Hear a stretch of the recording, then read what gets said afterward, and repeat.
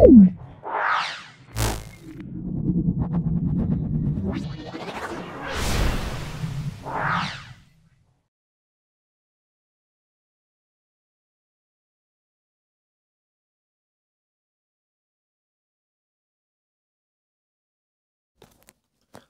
16তম school, সেটা হলো Memari VM institution, unit 1 দেখো সলভ করছি। ভিডিওটা প্রথম থেকে শেষ পর্যন্ত দেখার জন্য প্রতিটা ছাত্রছাত্রীর কাছে বিশেষভাবে আবেদন রইল, অনুরোধ রইল, ভিডিওটা দেখো। অবশ্যই আমার ভিডিও থেকে তোমরা দারুণভাবে উপকৃত হবে। প্রথম প্রশ্ন দেখো চলে আসছি, অতিক্রান্ত দূরত্ব ভাজিতক সময়, এটা করলে আমরা কি পাবো? এটা অবশ্যই গতিবেগ পাবো। তাহলে আমরা লিখব গতিবেগ।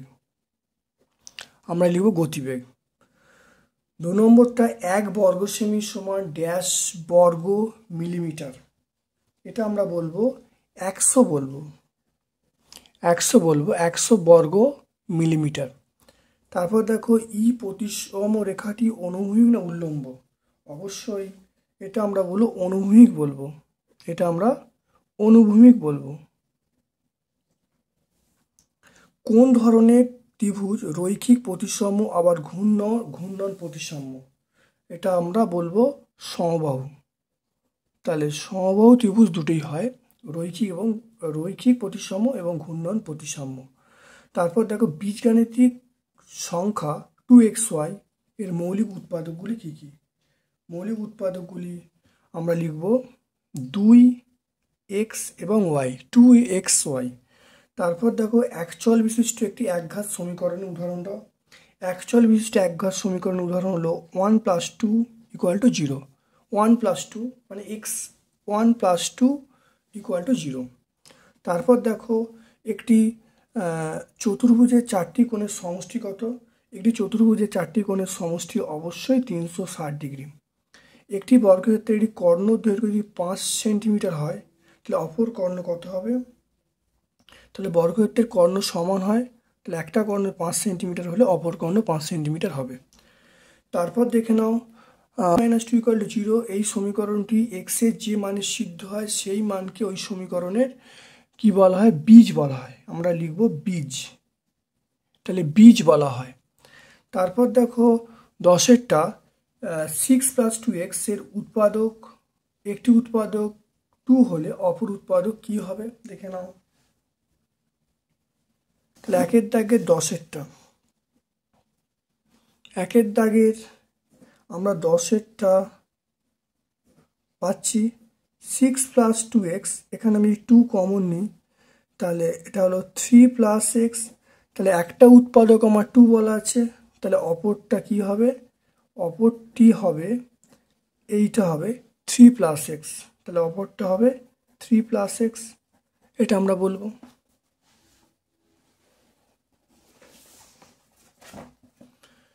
তারপরে দেখে নাও 11টা, এখানে বলা আছে এর মান কত?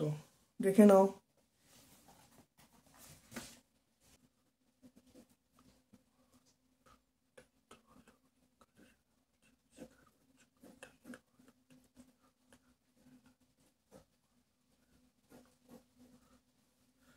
দেখে নাও,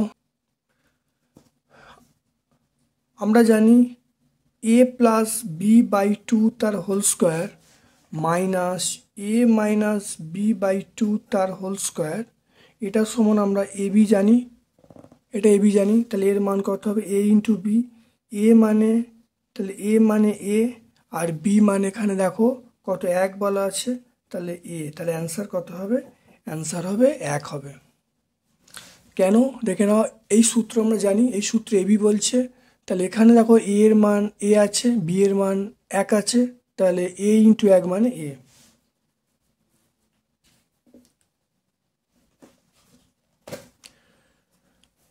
দেখে নাও তার রম্বস এবং বর্গক্ষেত্রের পার্থক্য। রম্বস এবং বর্গক্ষেত্রের পার্থক্য এটা তোমরা চতুর্ভুজের শ্রেণীবিভাগে তোমরা প্লেলিস্টে পেয়ে যাবে। দেখবে রম্বসের কর্ণগুলো সমকোণে সমদ্বিখণ্ডিত করে, বর্গক্ষেত্রের কর্ণগুলো সমদ্বিখণ্ডিত করে। রম্বসের কর্ণগুলো সমকোণে সমদ্বিখণ্ডিত করে, আর বর্গক্ষেত্রের কর্ণগুলো এটা হলো সমদ্বিখণ্ডিত করে। রম্বস বর্গক্ষেত্রের প্রত্যেকটা কোণের মান 90 ডিগ্রি, রম্বসের প্রত্যেকটা কোণের 90 ডিগ্রি হয় না। তারপরে দেখে নাও রম্বসের কর্ণ দুটি পরস্পরকে সমকোণে সমদ্বিখণ্ডিত করে, এটা অবশ্যই সত্য লিখব, আমরা সত্য লিখব। তারপরে দেখো একটি সুষম বহুভুজের প্রতিসাম্য কোণ 60 ডিগ্রি হলে বাহুর সংখ্যা কটা হবে? বাহুর সংখ্যা 6টি হবে।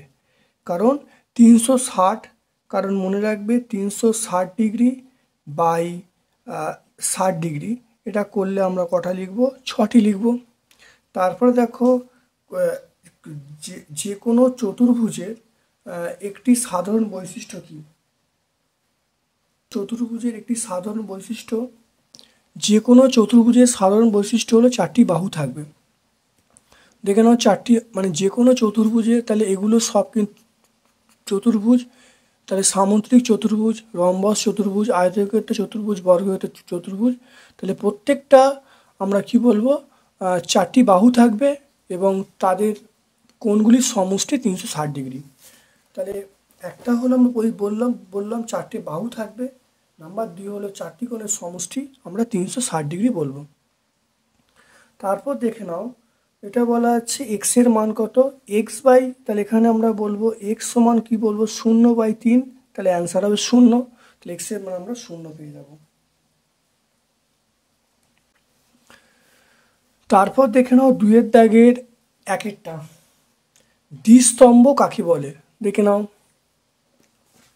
দ্বিস্তম্ভ বলতে এই যে এক্স অক্ষে আমরা শ্রেণী এবং ওয়াই অক্ষে ছাত্র সংখ্যা যে প্রকাশ করা হয়েছে, এইগুলো আঁকা হয়েছে, যেগুলো দ্বিস্তম্ভ বলা হচ্ছে। তাহলে দুটি স্তম্ভ চিত্রকে পাশাপাশি এঁকে তথ্য তুলনা করার জন্য যে চিত্র আঁকা হয়েছে তাকে দ্বিস্তম্ভ বা দ্বিস্তম্ভ লেখচিত্র বলে।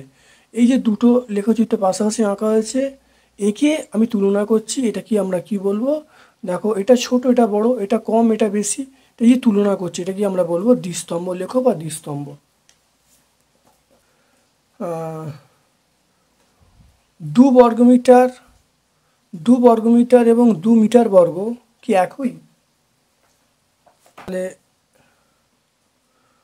দুটো এক নয়, কারণ 2 মিটার বর্গ মানে 2 মিটার বর্গ মানে আমরা কত বলবো? 2 মিটার বর্গ 2 মিটার বর্গ মানে আমরা কত বলবো? সেটা হলো 2 × 2, 2 × 2 বর্গমিটার বলবো, 2 × 2 বর্গমিটার বলবো, তাহলে 4 বর্গমিটার। তাহলে এখানে 2 বর্গমিটার বা 2 মিটার বর্গ দুটো এক নয়, কারণ 2 মিটার বর্গ মানে 4 বর্গমিটার, তাহলে দুটো এক নয়, তাহলে অবশ্যই না হবে। সুষম বহুভুজ কাকে বলে?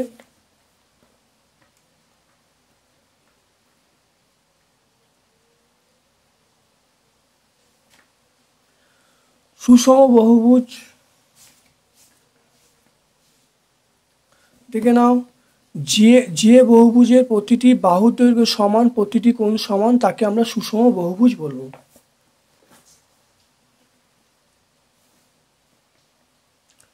তারপর দেখে নাও একটি সামন্তরিক চিত্র, সামন্তরিক ঘূর্ণন কেন্দ্র, সামন্তরিক কর্ণ দুটি ছেদবিন্দু হলে প্রতিসাম্য কোণের মান কত এবং প্রতিসাম্যের মাত্রা কত? প্রতিসাম্য কোণের মান 180 ডিগ্রি হবে, আর মাত্রা হবে 2টি হবে। এর সাধারণ বলা আছে, এর সাধারণ উৎপাদক লিখতে বলছে। সাধারণ উৎপাদক আমরা কি লিখব? এদের সাধারণ উৎপাদক দেখো প্রত্যেকের মধ্যে আছে, সাধারণ উৎপাদক আমরা লিখব 2। সাধারণ উৎপাদক কি লিখব? তাহলে এদের সাধারণ উৎপাদক দেখো এখানে 2 আছে, তাহলে সাধারণ উৎপাদক এখানে আমরা কি লিখব? অবশ্যই 2 লিখব। সাধারণ উৎপাদক বলতে সবাইয়ের মধ্যে, দেখো এক্স এর আছে এর নেই, ওয়াই এর আছে এর নেই, তাহলে 2টা কিন্তু সবাইয়ের মধ্যে আছে, তার সাধারণ উৎপাদক আমরা কি বলবো? 2 বলবো। তার মার্বেলের 7 গুণ মার্বেল তোমার বোনের কাছে আছে, তোমার কাছে 42টি মার্বেল আছে, সমীকরণ গঠন করতে বলছি।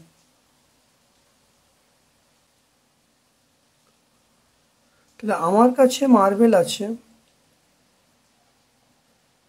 আমার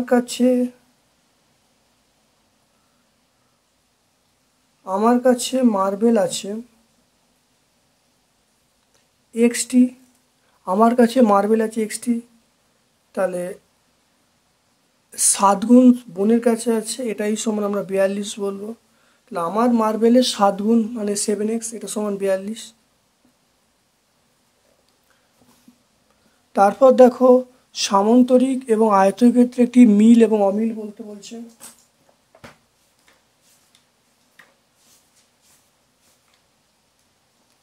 তাহলে সামান্তরিক আয়তক্ষেত্রে একটি মিল একটি অমিল। দেখো দেখে নাও সামান্তরিকের দেখো বিপরীত বাহুগুলো পরস্পর সমান। সামান্তরিকের বিপরীত বাহুগুলো পরস্পর সমান, আয়তক্ষেত্রের বিপরীত বাহুগুলো পরস্পর সমান।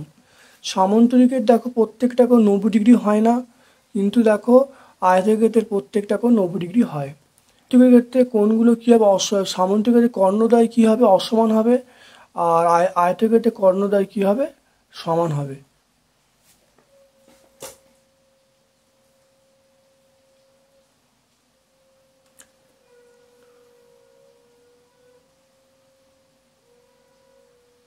বলা আছে একটি অকুব্জ চতুর্ভুজ অঙ্কন করো, তার কর্ণ দুটি চিহ্নিত করো। যে চতুর্ভুজের কর্ণগুলি বহুভুজ আকৃতির ক্ষেত্রের ভেতরে থাকে না, তাদের আমরা বলবো অকুব্জ চতুর্ভুজ বলবো। দেখে নাও অকুব্জ চতুর্ভুজের দেখো এটা একটা অকুব্জ চতুর্ভুজ, দেখো কর্ণগুলো দেখো এরমভাবে আছে, তাহলে এটা হলো অকুব্জ চতুর্ভুজ। দেখতে পাচ্ছ এগুলো সব অকুব্জ চতুর্ভুজের কর্ণ।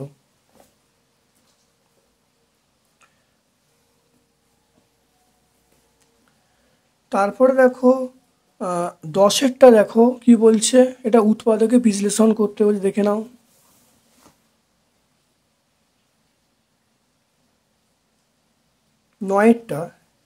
নয়েরটা দেখো উৎপাদকে বিশ্লেষণ করতে বলছে। 3a² minus 12a, 3a² minus 12a, তাহলে এখান থেকে আমরা যদি 3a কমন নিই, 3a কমন নিলে তাহলে a মাইনাস 4, তাহলে এটাই অ্যান্সার হয়ে যাবে a মাইনাস 4। তারপরে দেখো তুমি বাসে 12 কিমি 40 মিনিটে গেলে, তাহলে বাসের গতিবেগ কত। 10-এরটা দেখে দাও, সেটা হলো 40 মিনিটে যায় 12 কিমি, তাহলে 1 মিনিটে যায় তাহলে 12/40, তাহলে আমরা এখান থেকে 60 মিনিটে পেয়ে যাব, 60 মিনিটে যায় তাহলে 12 × 60/40, এটা কেটে গেল, এটা কাটলে কত হবে 3 হবে, তাহলে এখানে কত হবে 18 হবে। তাহলে আমরা কি পেয়ে যাব, বাসের গতিবেগ, অতএব বাসের গতিবেগ আমরা পেয়ে যাব 18 কিমি/আওয়ার বা 18 কিমি/ঘন্টা আমরা লিখতে পারি। তাহলে এটা আমরা বা এটা যদি বাংলায় লিখি তাহলে 18 কিমি/ঘন্টা আমরা লিখতে পারি।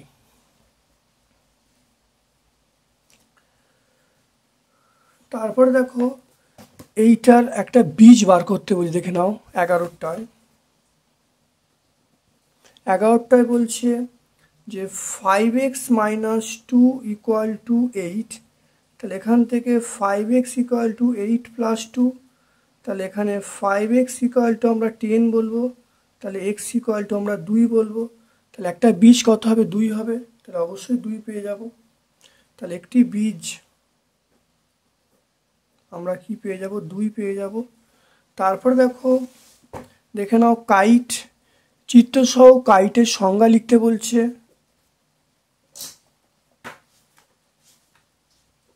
এটা আমরা অবশ্যই পেয়ে যাব, চতুর্ভুজ অঙ্কনের যে প্লেলিস্ট আছে সেই চতুর্ভুজ অঙ্কন এবং চতুর্ভুজের শ্রেণীবিভাগ বলে যে প্লেলিস্টটা, সেই প্লেলিস্টটা অবশ্যই পেয়ে যাব।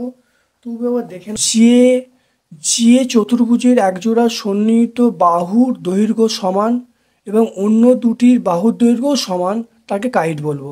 তাহলে সংজ্ঞা হয়ে গেল কাইটের চিত্রটা এটা।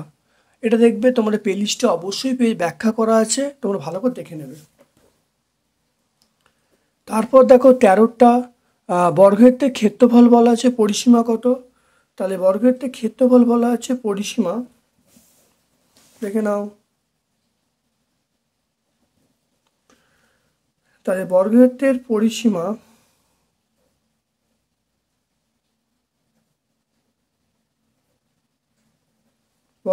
পরিসীমা মানে আমরা কি বলবো, 4 ইন্টু বাহু। তাহলে 4 ইন্টু বাহু, দেখো বর্গক্ষেত্রের ক্ষেত্রফল বলা হয় 4, তাহলে বাহু কত? 2 একক। তাহলে আমরা কত পাবো? তাহলে 4 ইন্টু 2 আমরা 8 পেয়ে যাব, 8 একক। তাহলে 2 হলো, দেখে নাও 2 কোথা থেকে এলো, দেখো বর্গক্ষেত্রের ক্ষেত্রফল 4 ছিল, তাহলে এখান থেকে বাহু পেয়ে যাব, বাহু মানে 2। তাহলে এবার দেখো 4 ইন্টু 2 মানে 8 পেয়ে গেলাম।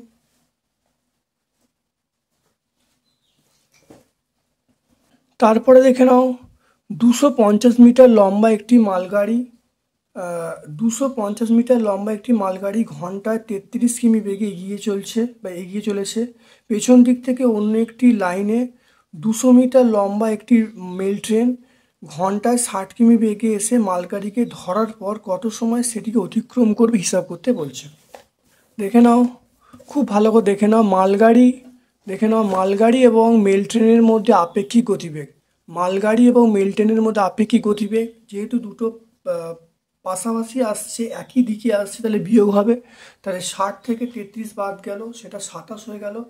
কিমি পার আওয়ারটাকে মিটার পার সেকেন্ডে চেঞ্জ করার জন্য 1000/3600 করা হলো, তাহলে 15/2 মিটার পার সেকেন্ড হয়ে গেল। সময় বার করার জন্য আমরা জানি মোট দূরত্ব বাই গতিবেগ। তাহলে মোট দূরত্ব কত? 250 প্লাস 200। তাহলে মোট দূরত্ব মানে 250, মানে এটা দুটো ট্রেনের দৈর্ঘ্য। তাহলে 250 প্লাস 200, এটা করে দেখো, আমরা পেয়ে গেলাম 60 সেকেন্ড। 60 সেকেন্ড মানে আমরা পেয়ে গেলাম 1 মিনিট। তারপর দেখে নাও এই অঙ্কটা আয়তক্ষেত্র এবং বর্গক্ষেত্রের যে পেলিস্ট আছে, আর আয়তক্ষেত্র বর্গক্ষেত্রের যে ক্ষেত্রফলে পেলিস্ট আছে, সেখানে তোমরা অবশ্যই পেয়ে যাবে।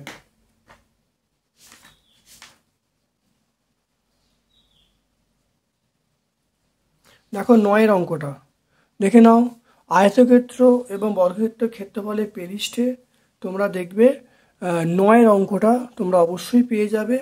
এটা হলো অধ্যায় 17তম অধ্যায়ে তোমরা 9 অঙ্কটা একই পেয়ে যাবে, দেখে নাও।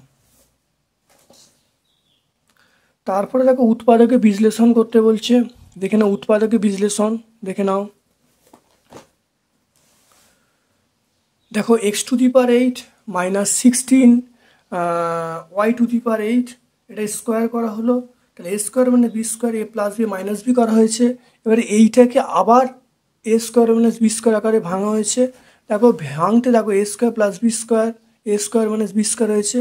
এইটাকে দেখে নাও আমরা কি করেছি, a square plus b square করেছি, plus formula 2a square b square করেছি। এই পোর্শনটি এখানে নেই, তাহলে বিয়োগ করেছি। আর এইটার দেখো a plus b minus b আকারে পরিষ্কার লেখা হয়েছে এটা। এরপর দেখে নাও আমরা এটাকে দেখো এরকমভাবে লিখেছি, দেখে নাও। এইটা দেখো 4x² y square, 4x² y square মানে আমরা লিখবো 2xy তা হোল স্কোয়ার। আবার দেখো এটা প্লাস এটা, আবার এটা মাইনাস এটা, দেখো তাই করা হয়েছে। x² plus 2y square plus 2xy, x² plus 2y square minus 2xy, তাই করা হয়েছে। এখানে এই মানগুলো বসিয়ে দেওয়া হয়েছে। তাহলে এখানে একটু সাজিয়ে নেওয়া হয়েছে, সাজিয়ে দেখো। তাহলে x² plus 2xy plus 2y square, x² minus 2xy plus 2y square. এখানে দেখো x² প্লাস 2y স্কোয়ার, এখানে x² মাইনাস 2y স্কোয়ার। এটি আমরা অ্যান্সার পেয়ে গেলাম। প্রচণ্ড ইম্পর্টেন্ট অঙ্ক, খুব ভালো করে প্র্যাকটিস করবে। তারপরে দেখে নাও একটা অঙ্ক, দেখে নাও 4 দাগের অঙ্ক দেখে নাও। চঞ্চলের বাবা তার বাড়ি তৈরির সময় কিছু টাকা ধার করেন। তিনি ধারের 1/3 অংশ অপেক্ষা 2000 টাকা বেশি পরিশোধ করেন। এখনও যা পরিশোধ করেন তা অপেক্ষা 21,000 টাকা বেশি ধার থাকলো। প্রথমে কত টাকা ধার নিয়েছিলেন? ভালো করে দেখে নাও ভালো করে। আমি ধরে নিলাম যে চঞ্চলের বাবা x টাকা ধার করেছিলেন, তাহলে পরিশোধ করলেন কত? x/3 প্লাস 2000 টাকা। তাহলে প্রশ্নানুসারে ধার কত থাকলো? ধার থাকলো, আগে ধার এক্স নিয়েছে, এটা ধার শুধলেন, এখন ধার থাকলে এটা বিয়োগ করে দিলাম, এক্স থেকে বিয়োগ করে দিলাম, এটাই সমান আমরা বলবো 21,000 টাকা বলবো। দেখো এইটুকু পোর্শনের আমরা লসাগু করলাম, করে দেখো এটা পাওয়া গেল। তাই 2x/3 = 23,000। তাহলে এক্সের মান পেয়ে গেলাম কত? 34,500, 34,500 টাকা। অর্থাৎ তিনি 34,500 টাকা ধার করেছিলেন।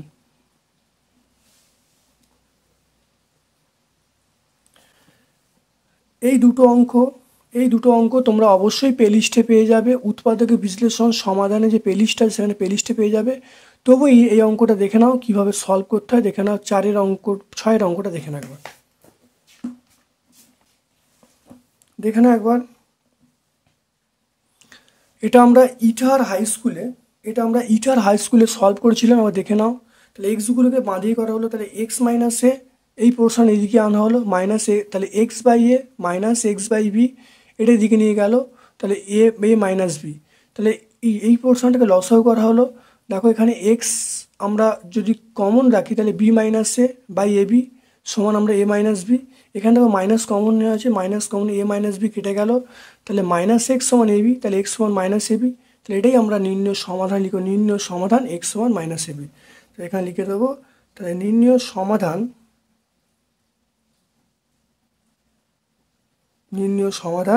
X equal to minus ab। তাহলে এক্স ইকুয়াল টু আমরা মাইনাস ab নির্ণয় সমাধানে পেয়ে গেলাম। তারপরে দেখো এই 4-এর দাগে যে দ্বিস্তম্ভের অঙ্কগুলো আছে, আমরা দ্বিস্তম্ভের প্লেলিস্ট তোমরা পেয়ে যাবে। সেই দ্বিস্তম্ভের প্লেলিস্টে এই দুটো অঙ্ক অবশ্যই পেয়ে যাবে, খুব ভালো করে দেখে নেবে। তারপরে দেখো 5-এর দাগের অঙ্ক, তোমরা চতুর্ভুজ অঙ্কন এবং চতুর্ভুজের শ্রেণীবিভাগ বলে প্লেলিস্ট আছে, সেখানে তোমরা 5-এর দাগের অঙ্কগুলো অবশ্যই পেয়ে যাবে। আমার পক্ষ থেকে তোমাদের সকলকে ধন্যবাদ ও শুভকামনা জানিয়ে আজকের মতো ভিডিও শেষ করলাম। Thank you.